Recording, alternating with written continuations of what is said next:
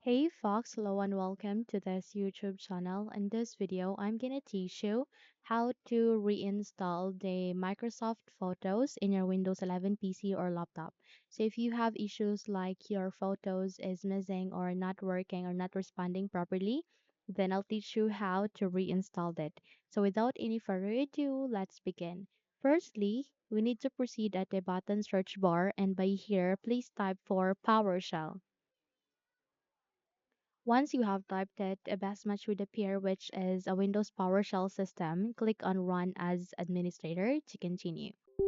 Now, it is very important to click on Run as Administrator. For that, in order to make any changes and in order to avoid any error, as we go along in our process. So click on yes when your user account control would ask you so that you would be able to give permission on running the PowerShell as administrator.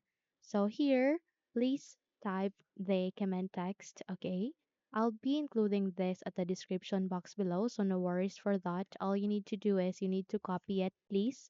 So Control C to copy, and once you have copied it, paste it here at the Windows PowerShell. So Control V to paste. And the moment you have pasted it, need to click on enter. So it is get-AppxPackage space dash all users space Microsoft.Windows.photos space Foreach open bracket add dash apex packaged space dash disable development mode space dash register space open quotation mark dollar sign open parentheses dollar sign underscore dot install location close parentheses backward slash AppXManifest.xml close quotation mark close bracket. So click on enter. The moment you click on it, wait until it will be done, and in that way, you would be able to reinstall again the Microsoft Photos.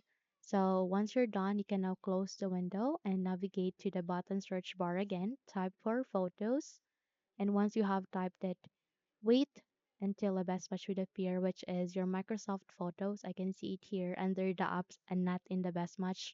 So click on under the apps, go with this forward arrow and go with open.